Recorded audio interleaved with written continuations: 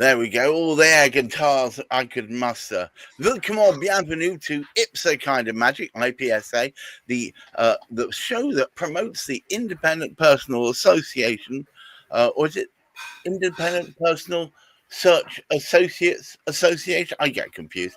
Association of Independent Personal Search Agents. Thank you, that one. That one. It does come up at the end as well, anyway. That's right, what she said. Anyway, so, and today we're talking about perception as opposed to reality. The perception is that when you ask a search agent of any kind, whether it's via solicitor or otherwise, or whether it's through IPSA, to do a search, so it's just the one search. But that's not necessarily the case, is it, Hamish? Well, no, and it's sometimes we forget just because we know something, the person we are speaking to, although they may be working in conveyancing, although they may be working within the property industry or the property sector, they don't necessarily know the comprising components of a local authority search. We call it a local authority search. However, it does contain the two separate parts. And whereas previously, and we'll bring this subject up in another conversation, another podcast we do, because again, it is important that local authority searches, in many, many ways, are no longer necessarily local in that they are not carried out locally. They're carried out from all over the place, to the extent that at this particular sort of moment in time, local authorities provide information to those that request it, those that request to go in and view it. They will actually sort of make that information available. We won't go into the complications of it, but there are always two comprising parts to that particular search, if you like. The local land charges, which are the responsibility of the local land charges officer, are on a separate register. So it's the local land charges register, which is maintained by that particular. So very often what happens, because the local land charges officer is looking after that register, it's normally those that are responsibility for gathering together and making available the other information to those that request it. They will provide, if you like, the direct copy from the council, should you apply to the council. However, and we remind people again that land registry are taking over the responsibility for providing the information from land charges. They're 30% of the way through now, after some 8 years or whatever. 9 years this year. They're a third of the way through. They still haven't tackled the most difficult ones, apparently, but they're a third of the way through. What they're doing, as I said, be careful here. They are actually providing the land charges. They don't know or understand the land charges. The queries need to be handled still by the council because they're responsible for maintaining those registers. What say you, Jackie? Yes, Hamish is right. There are two parts to the search, although we consider it one search. You have this, like everything else in life, the forms have different names. We have the LLC 1 form, which means local land charges number 1, and we have the Con 29R, which is conveyancing form number 29, residential. Although that is also used for commercial searches. So therefore, we have the LLC 1, which requests information from the land charges department, which is a register. Then we have the Con 29R, which is requests from environmental health, planning, building control, highways, and housing. So they have their separate registers. Some things on their registers under the land charges rule need to be registered on the land charges register as well. So that is where your two different searches, parts of the search come into it. So therefore, a highway scheme would come from the highways department, but it will not be on the land charges register. Planning permissions that are granted unconditionally will be on the planning register, but they will not be on the local land charges register. because it's not the planning permission that's registerable, it is the conditions attached to the planning consent that are registerable. Because sometimes those conditions are ongoing. Hello, Millie, visitor. So it is certainly two different parts, two different searches. Oh, I think Millie has taken control of the show, which is an interesting one. Hamish, it seems that searching isn't as simple as it first looks. It's certainly not. And I think one of the advantages is when you actually sort of look at it from the perspective of what IPSA members are able to do, is we are able to look at whatever source of information we happen to have.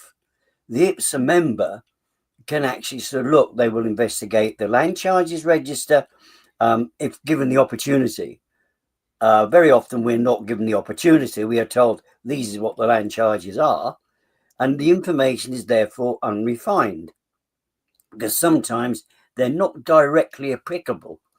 Now, in early days, whatever the land charges officer said, that was it. You put it down, come what may. As Jackie was explaining, sometimes you get conditional. For example, you will get temporary permission to put up a placard or put up a sign to sell properties. Right. And normally the condition which is attached, you require planning permission for it. And the condition which is often attached, you're allowed to put that up, say if it's the new block of flats. You'll often see this, houses for sale. You often see it on developments as well. Houses for sale. Now that sign has had to have permission. You only need planning permission for it. However, there's normally a condition attached. You're not allowed to leave it up there permanently. So normally it will be applicable for 6 months only. So that's the condition. That would go with land charges. Once that 6 months is over, it is removed because there's no longer a charge against it because it should be gone. Right. However, not all land charges officers or land charges offices have the opportunity or the time to remove those that have gone out, those that are actually the conditions met. So as a consequence, this is why sometimes information will need refined. There is no point saying to somebody and sending them land charges but containing information where the conditions have actually sort of been met, because it's not a condition upon, it's no longer a charge against the property. And this is why it does actually sort of need to be refined. And what I was actually trying to say, the advantage is to the recipient, whether they be a direct client, whether they be a solicitor, whether they be a estate agent, they don't need to know where the heck it comes from. What they need to do is to have faith in the person that's providing that information. And they need to assess really, are they getting that information from the right source? So it could be a person, or it could be even the officers themselves. If you want it unrefined, Right. please go to land registry, and sometimes even the councils themselves who haven't had the opportunity to update the information. Thanks for making it back, Jackie. I assume. Apologies, Millie must have stepped on the keyboard and threw me straight out. So she's going to be banished from now on. Well, but Hamish says that often it's all very well you thinking that it's a simple process behind the scenes, but in fact you've got to go off, find locally relevant information, collate it, and then make sure that it's the right information that's needed. Yes, that's it. It's the correct information. And as Hamish will be aware, and I'm aware, that sometimes you are given information that doesn't apply to your property. So therefore you have to refine it, which when you know the area, you can look at something, oh, that's in such and such a conservation area. Oh, that's near a very big tree preservation order. We had a development in Calderdale that had a massive tree preservation order on it. It was a massive piece of land, and the whole area was covered by a TPO, and obviously it was built on. So therefore, the tree preservation order was changed totally. But for a long, long time, the land charges hadn't altered it. So therefore, every property you searched on revealed it was covered by a tree preservation order. Right. And there wasn't. So fortunately, knowing the tree man, as I call him, in Calderdale, Mr. Keith Grady, I assume he's still there, I contacted Keith and requested an up-to-date copy of the new tree preservation order. And he sent it through to me. You can ask for copies of tree preservation orders. So therefore, I had a copy in the office the whole time, knowing that the land charges information was wrong. I kept pointing it out, and eventually, after about 6 or 7 years, they got round to it to alter it. It's obviously having had the time, or they hadn't been informed. But I was completely aware of it. So fortunately, but anybody that comes that did a search, had never done one in Calderdale before, wouldn't have known. And they would reveal the tree preservation order. And then, of course, there'd be a case of, right, okay, you're controlled by a TPO. And people might think, well, I can't do anything to that tree. And they then apply for permission to be then told, you don't need it. You've gone through all this rigmarole, producing plans, etc., etc. There's not a tree preservation order on your garden. And then they'll go back to their conveyancer, solicitor, and say, why did you tell me this? And they'll say, well, we were told. And that's why you should use a local solicitor as well, because that solicitor will be aware, conveyancer, will look at it and think, hang on a minute, this has been altered. Let's double check this. So that's why you should always use a local estate agent, a local search firm, like us, IPSA, and a local solicitor who knows the area, not 150 miles away, 150 miles away from your area. They don't know the area. So that's why we as personal search agents, as we say, we are local, but with national service. So what I was going to say is, I mean, you've had some success in even changing the land registry to fit the reality that because you're in that local area. Isn't that the case? Yes, yeah. As Heather's said a few times, that she knows the area where she works. I haven't got a clue what goes on in Shropshire. I have no idea. Don't know it very well. So when she picks things up, she'll look and think, no, that's not right. I've often picked up what I know is a listed building, and planning haven't revealed it as listed. So I've had to request, has it been delisted? I've also looked on the English Heritage site, and it's come up listed there. So you know your area, you know which buildings are listed, which buildings are in conservation areas. And as I say, listed buildings can be listed after you've done your search. So you need to know the date as well. So you'll put that date down. It should have a date as to what date it was listed. It doesn't necessarily have to be an old building. Obviously, Calderdale has a famous bank called the Halifax, and there is a building in the middle of Halifax that was built in 1972, I think, something like that, early 70s, and it's a listed building. It's blooming horrible, but it's a listed building because I don't like modern buildings. It's a brutalist design, which is fashionable, I believe.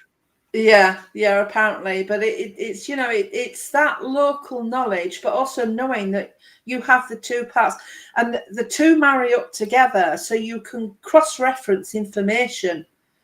A lot of information you can cross-reference. Some people won't; they'll just look at it and go, "Oh, right, okay, that's it." So it's like when I first started in land charges, or actually when I bought my first house, which was a long time ago. And we went to our conveyancer, and he said, yes, everything's okay, hunky-dory, sign here, there you go, there's your keys. We weren't told anything from the search, apart from there was what was a smoke control, and we had to ask what that was. We had no idea. And to be honest, when I started in the land charges department, I had no idea what it was at all. And obviously, through years of working at the council, you get to know it. And people don't know what land charges is or searches until they come to move house. And Right. now there is more and more information, so they have to be made more and more aware. So you've got to make sure that that information is correct and make sure you do both parts of the search. But if you've had a search done and it goes out of date after 3 months, and you can look at the information provided on the Con29 form, and you can see that, and then you can update it. And if you want to, you can just do a local land charges search, which is cheaper. Some do that. To me, do the full search, because highway stuff, apart from your agreements to adopt something or to serve a notice to ask for money, is on the land charges register, but a highway scheme is not on the land charges register. So therefore, you should always do both parts of the search, because you never know what's going to crop up. Hamish, would you care to take us home, please, sir? Absolutely. I did say that Jackie is the one that we need to actually have to explain these things. I think it's great, because even within our organisation, the Association of Independent Personal Search Agents, sometimes we are not aware of certain aspects. And it's the likes of Jackie that can point them out, because we do have up to date, we do have training sessions within. Certain when new things are happening, we get those outlined to us. So we keep abreast, all of us anyway, but in particular, that's why Jackie, of course, is an advisor to the executive, to the IPSA executive, because she can, if you like, know much more effectively what things might change. We don't. And just as a matter of interest, we had a contradictory sort of scenario. When we think about this, and it does fit here properly, if we give people too much information, they can become overwhelmed and waste an awful lot of time and stuff which is unimportant. Big site that we were working on, we did masses and masses of searches on it, and we sent one back, and we got a query coming back from us to say, this has a TPO on it. Why haven't you mentioned it? Now, what they didn't realise is within the site, the development site, as Jackie and I outlined, that there are trees, but there weren't any trees in that garden or any gardens surrounding that particular sort of property. So we could actually say, because we, like Jackie, had obtained that register. In fact, sometimes you can get the mapping and it shows you where the trees are. And you turn around and say, no, it's not a tree that affects you. So it is well worth knowing somebody who knows the locality to actually get those searches for you, because they wouldn't have a clue at Land Registry in any way whatsoever. And sometimes even the land charges officers, particularly because they've changed, and we've got many unitary authorities now, they don't know the locality either. But somebody working as an independent personal search agent, they will know. So independent personal search agents are far more likely to know of local changes. They're far more likely to be abreast of those changes, and probably know better than the land registry about what is there right now. And IPSA, the Association of Independent Personal Search Agents, are not all in competition with each other. To the contrary, they supply each other information to make sure that local searches are done locally. I think anyone watching this can see the benefits of exactly that. Let me thank Hamish McClay of Search Convey, who helped set this thing up in the first place, and of course Jackie Dyson of Yorkshire Search Agency Limited. And if any of you watching, please try and keep your feet on the ground, reach for the stars, and look after that mental health. Until next week, bye-bye. Bye.